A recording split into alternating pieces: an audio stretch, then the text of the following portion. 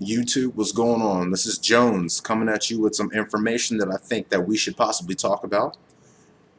Um, One of the things I want to talk about is the train, right?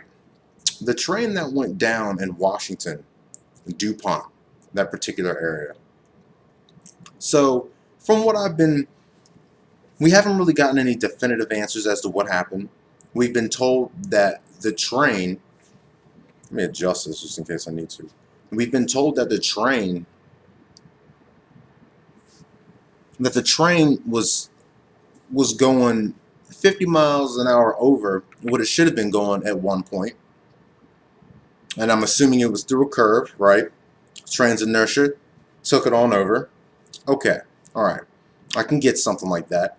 But also, I heard a recording of them talking to the conductor, and the conductor saying, "Hey, yeah, as soon as this accident happens, the conductor's all right. He's on the phone," and you hear some of this conversation. When I say on the phone, probably walkie-talkie, whatever they use, but he's communicating. And and some of the things that I don't understand is, so you're communicating. Did anybody ask you why the hell you were going so fast? Were you going really fast? Has anyone asked this gentleman these questions? I understand that it is very important. It is most important to make sure everyone's okay first, to save everyone and to handle the situation. Absolutely.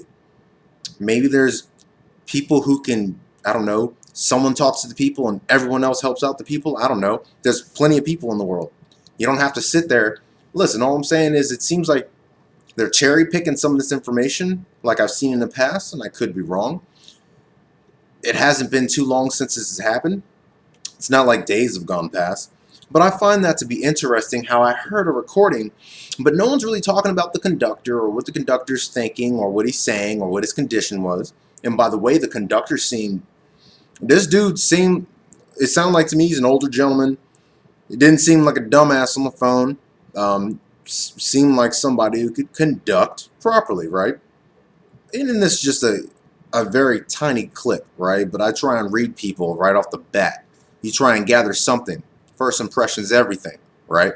First impression is everything. Excuse me while I pop open beer.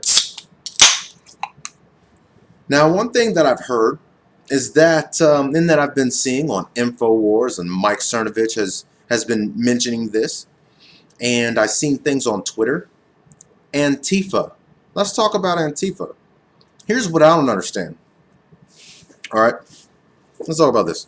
So Antifa, apparently, it's pretty much a hate group. All right, a hate group. And these dumbasses think they're doing the Lord's work by harming other people, being disgusting, throwing feces on people, and filling balloons up with urine and throwing it on legitimate patriots. And they are the disgusting items out in the street when things go bad. It's these morons on this side, covered up. Their colors are mostly red and black, covered up to where you can't see their face. And there's countless amounts of violence that these people cause. Now that I've spoken about a little bit of who Antifa is, and you can look these people up. Oh, they're gorgeous looking people, by the way. Go look them up, and they show legitimate people who belong to the group mugshots. Looks like a bunch of meth heads to me. But as I digress, Antifa apparently has been across the country or near oil fields. I've got to check this out. Actually, I really don't care because this is stupid and needs to end now if they are doing this, but this doesn't make any sense to me. Apparently, Antifa has been derailing trains. Instead of derailing, sabotaging, but the word that I'm hearing is they've been derailing trains. Now, I have no way of really getting the best information. I mean, yes, I can go into InfoWars, I can go into other places, but something doesn't really smell right to me. And here's what I'm talking about.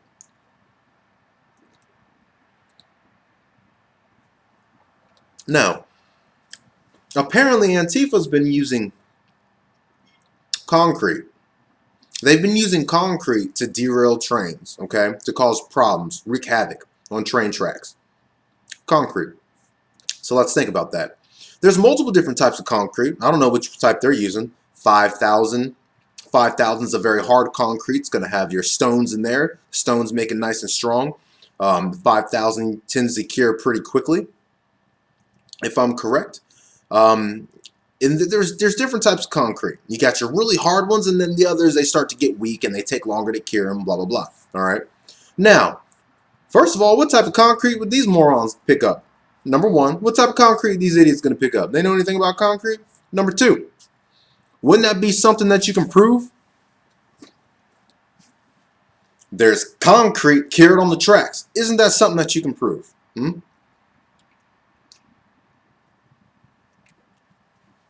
They are investigating apparently right now. All right. Not apparently, you know they are. They're doing the cleanup. What have you. But what I'm trying to say is I don't know how far in depth and who might be covering up for whomever, should someone be covering up for somebody in something like this. It's funny to me how we've got this thing called the Patriot Act. And, you know, it was signed off by Bush. Obama also signed off on this later on in years. And by the way, to really get back on my numbers here, the Patriot Act, it was signed into Congress. It was signed into law by President, George W. Bush, October 26, 2001. That's when it was signed. And with the Patriot Act, this is where the FBI and whomever can go and look into your information, this and that. This is where they can start surveilling, okay? I hate cats. There's fucking cats in my house, and I hate them, and they're not my cats. Get out of here. Jesus Christ. I don't know. Fucking hissing at each other all the time. Doesn't make any fucking sense. Anyway, so there's the Patriot Act. Now, there's all this extra surveillance. They know where your cell phone is, right? They can find out where a cell phone is. Cell phones are on all day, every day, and they have their own signal. They're unique to everyone, basically. It's your cell phone. It's got its own MEIN, I do believe it's called. It's got its own information. They can track where you are by your cell phone. Calls being made in and out of the country like they were doing Bin Laden. Now, I find it really freaking funny that things become missing or information just isn't there. It's not funny. It's freaking obvious. There's so many things that these people, and when I say these people, that our government is able to look at, but they're never able to solve anything. That's what the hell gets on my. It's really irking my nerves. You got the most surveillance ever, but you can never solve anything. Excuse me. No Las Vegas. Come on.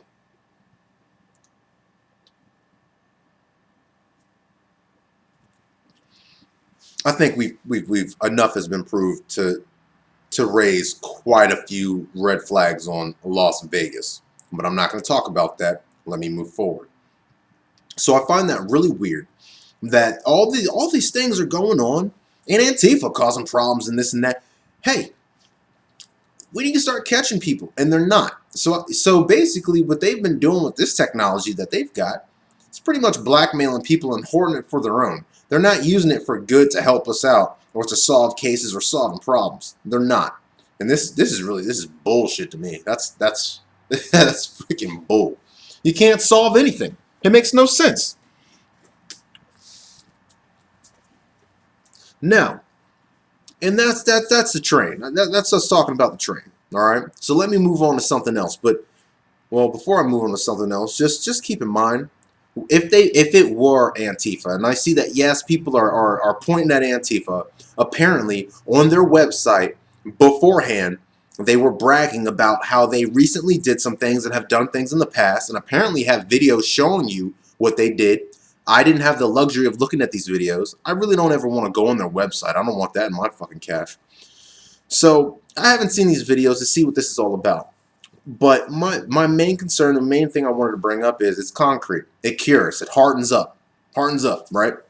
When a train goes over, I can understand that train knocking it off and blah, blah, blah. But I don't know to what extent they had this concrete. Did they pour a crap load of it?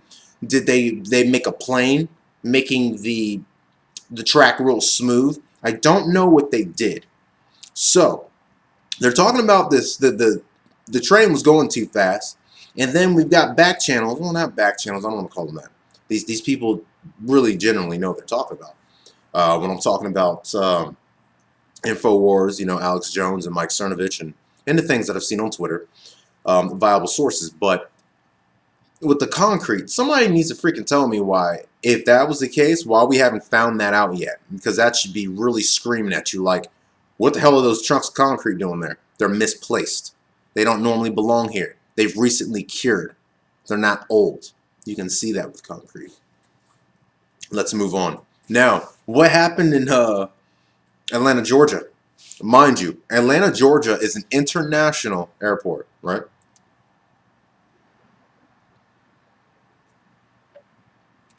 Backup generators up the wazoo. If something happened, you wouldn't have known it. Backup generators kick on quick. That's very important. It's very important for an airport to have its power. They've got a lot of communication that they need to do. And for safety, we do not need planes running into each other. We need to know where everything is within an airport. Now, what happened?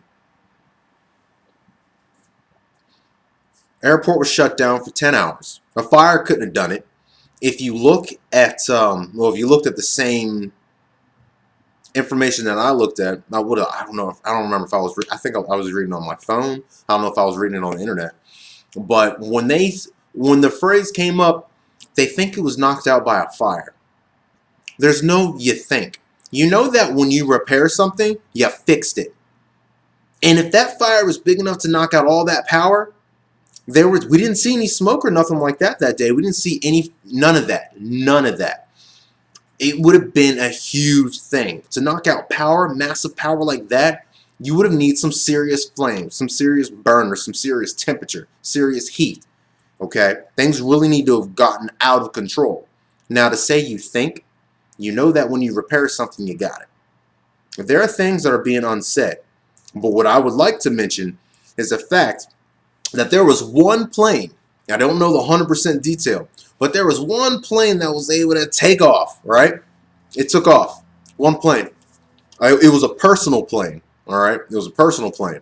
All other planes are grounded. Nobody can go nowhere. And even from what I've heard, people couldn't even go in and out of the building.